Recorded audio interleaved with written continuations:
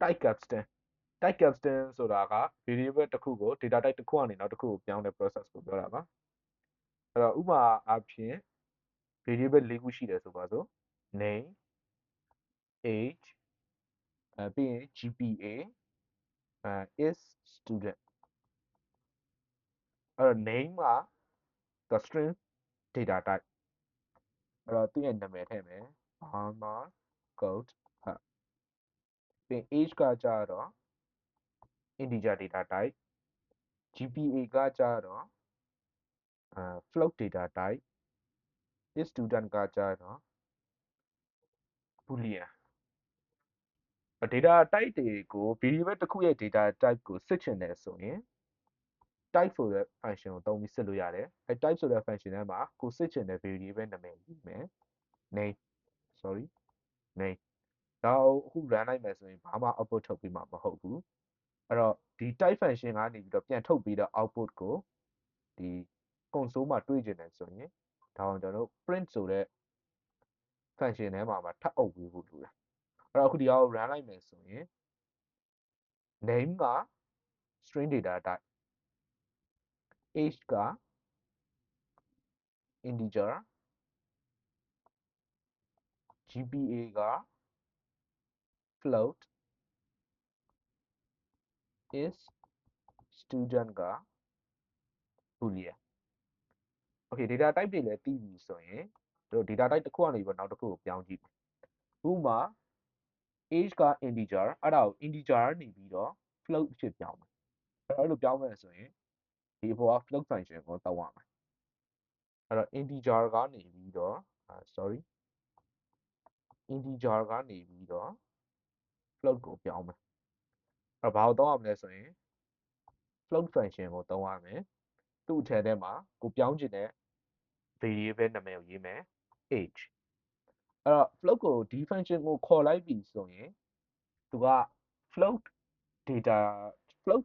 value တစ်ခုကိုပြန်ပြီးတော့ return ပြန်လိမ့်မယ်ပေါ့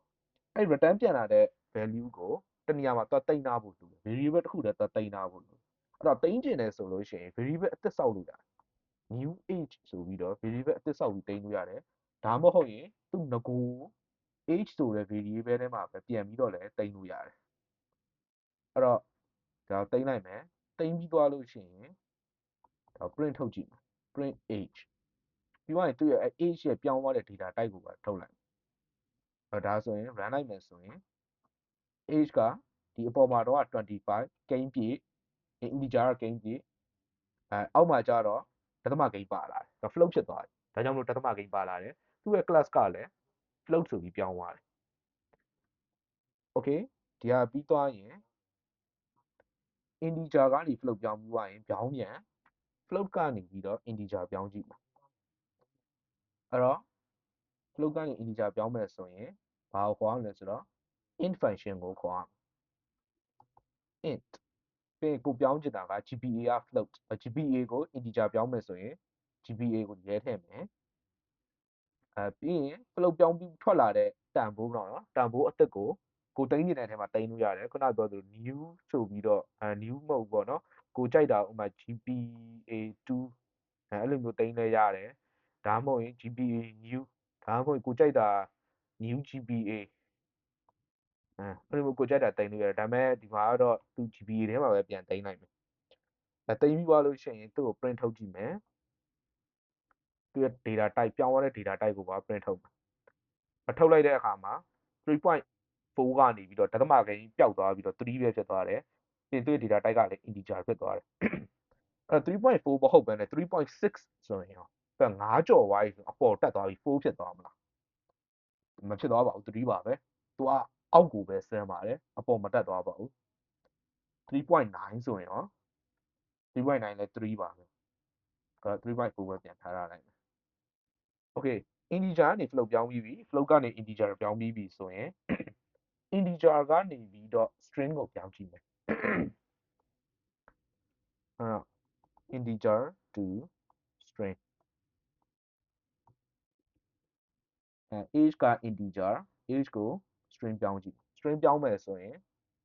ဒီ string method ကိုသုံးရမယ်function ပဲခေါ်ခေါ် method ပဲခေါ်ခေါ်အတူတူပါပဲfunction လိုပဲခေါ်လိုက်မယ် string function ကိုသုံးရမယ်နော် string str h ပြီးရင်ထွက်လာတဲ့တန်ဖိုးကို h ထဲမှာပဲပြန်သိမ်းမယ်print h print type h ခေါ်လိုက်တဲ့အခါကျရင်25ပဲပြန်လာဒါပေမဲ့သူ class က integer မဟုတ်တော့သူ class က string ဖြစ်သွားပြီအဲ့တော့ဘာကွာလဲဒီက25နဲ့ဒီဘောက25ဘာကွာလဲဆိုတော့ integer တွေ float တွေဒီကောင်တွေကပေါင်းနှုန်းမြောက်စားလုပ်လို့ရတယ် string ကပေါင်းနှုန်းမြောက်စားလုပ်လို့မရဘူးဥပမာပြရမယ်ဆိုရင်ဒါကို type casting လုပ်တာကို comment ပိတ်လိုက်မယ် comment ပိတ်ပြီးသွားတော့ h ကိုပဲထားထားရမယ်နော်ဒါ h ကိုအခု run ကြည့်မယ်ဆိုရင် h က integer ဖြစ်နေသေးတယ်အဲ့တော့ integer ဖြစ်နေတဲ့ h ကိုတစ်သွားပေါင်းကြည့်အဲ့ h 25ကိုတစ်ပေါင်းလို့ရှိရင်ထွက်လာတဲ့အဖြစ်က26ဆိုပြီးထွက်လာတယ်သူ class က integer ပဲအဲ့တော့ string ဖြစ်သွားတဲ့အခါကျရင်အဲ့လိုတစ်ပေါင်းလို့ရသေးလားအဲ့ဒီ comment ပိတ်ထားတော့ဖျောက်လိုက်တော့ဒီ type casting လုပ်မယ် type casting လုပ်လိုက်တဲ့အခါကျရင် h က integer နေပြီးတော့ string ဖြစ်သွားမယ်အဲ့တော့ string ဖြစ်သွားတဲ့25ပေါ့25ကိုတစ်လာပေါင်းတဲ့အခါကျရင် error တက်ပါဘာ error လဲဆိုတော့ error နာမည်က type error ပါ string တွေက concatenate လုပ်လို့ရပါတယ် integer မဟုတ်ပါဘူး string အချင်းချင်းပဲ concatenate လုပ်လို့ရတယ်ပြောချင်တဲ့သဘောကဒီတစ်ကသူ့ကိုပါ string ပြောင်းလိုက်ဖို့လိုတယ် string ပြောင်းမယ်ဆိုရင်ဒီလိုမျိုးdouble quote ထဲမှာတစ်ကိုထည့်လိုက်ဒါဆိုရင်25ကိုတစ်ပေါင်းလို့ရှိရင်26ဖြစ်သွားမှာလားမဖြစ်သွားပါဘူးအနောက်နေထပ်ပြီးတော့တစ်ကတိုးလာတာပါအဲ့တော့251ဖြစ်သွားပါတယ်အဲ့ integer တွေကပဲပေါင်းနှုန်းမြောက်စားလုပ်လို့ရတယ် string တွေကပေါင်းနှုန်းမြောက်စားလုပ်လို့မရဘူး okay ဒါတွေအားလုံးပြန်ဖြတ်လိုက်မယ်ကဲဒါဆိုရင် integer string ဖြစ်သွားပြီဒါကို comment ပိတ်မယ်အဲနောက်တစ်ခါ integer ပြီးသွားရင် float ကိုလည်းအဲ့လိုပဲလုပ်ကြည့်မယ် float ကနေပြီးတော့ string ပြောင်းလိုက်မယ်အဲ့တော့ float က gba string ပြောင်းမယ်ဆိုရင် str ပြီးရင်သူ့ရဲ့ခွင်ထဲမှာ variable gba ကိုထည့်မယ် string ပြောင်းပြီးရလာတဲ့ value ကို gba ထဲမှာပဲပြန်သိမ်းမယ်gba ကို print ထုတ်ကြည့်မယ်သူ့ရဲ့ type ကိုပါ print ထုတ်လိုက်မယ်အဲ့တော့ဒီလိုထုတ်လိုက်တဲ့အခါကျရင် 3.4 က 3.4 ပဲဒါပေမဲ့ဒီညမှာတည်ထားရမှာကသူက string ဖြစ်သွားပြီအဲ့တော့ကြောင့်မလို့ gba ကိုနောက်မှာတစ်သွားပေါင်းကြည့်မယ် type error တက်လာတယ်ပေါင်းလို့မရဘူးအကယ်၍အဲ့လိုမျိုးမပြောင်းခဲ့ဘူး string အနေနဲ့မပြောင်းခဲ့ဘူး float အနေနဲ့ပဲထားခဲ့ဆိုရင်တော့ gba ကိုတစ်ပေါင်းလို့ရပါတယ်3.4 နေ4.4ဖြစ်သွားပြီ okay အဲ့ဒါဆိုဒီအောင်ပိတ်လိုက်မယ်ပြီးသွားရင်ဒါတော့ boolean string ကို boolean အဖြစ်ပြောင်းကြည့်မယ်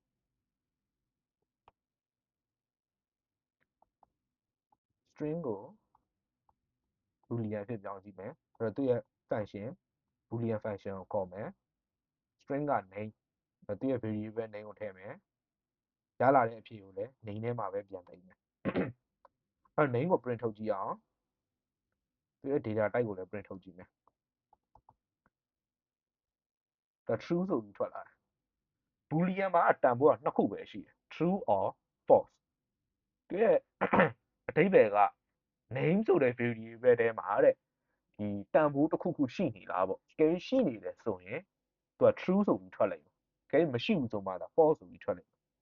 ဥပမာဘာမှကုတ်ဟပ်ဆိုပြီးတန်ဖိုးရှိနေတဲ့အတွက်ကြောင့်မို့သူက true ဆိုပြီးထွက်ဒါကို hub ကိုဖြတ်ပြီးဘာမှကုတ်ပဲဆိုရင်လည်းသူက true လို့ပဲထွက်တယ်ဒါကိုထပ်ဖြတ်လိုက်မယ်ဘာမှပဲဆိုရင်လည်း true ပဲထွက်တယ်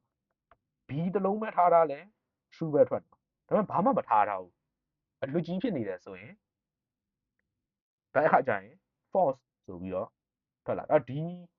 string ကနေပြီးတော့ boolean ကိုပြောင်းတဲ့ဟာကိုဘယ်နေရာမှာအသုံးလဲဆိုတော့login user login လုပ်တဲ့နေရာတွေမှာ user name ကိုထည့်ခိုင်းတာကိုတကယ်ထည့်လိုက်လားမထည့်ဘူးလား user တွေကuser name ကိုမထည့်ဘဲနဲ့ကြော်သွားလားဆိုတာကိုလို့စစ်လို့ရတယ်ပေါ့နော်string ကိုမှ boolean အဖြစ်ပြောင်းပြီးတော့ true false value နဲ့အဲ့လိုစစ်လို့ရတယ်ဒီဟာကိုဒီအချိန်မှာတော့တိတ်နားလည်အောင်မှာမဟုတ်ဘူးဒါပေမဲ့နောက်ဗီဒီယိုမှာ ဒီ user input ပိုင်းရောက်လာတဲ့အခါကျရင်ဒါကိုပို့ပြီးအကျယ်တဝင့်ရှင်းပြပေးပါမယ်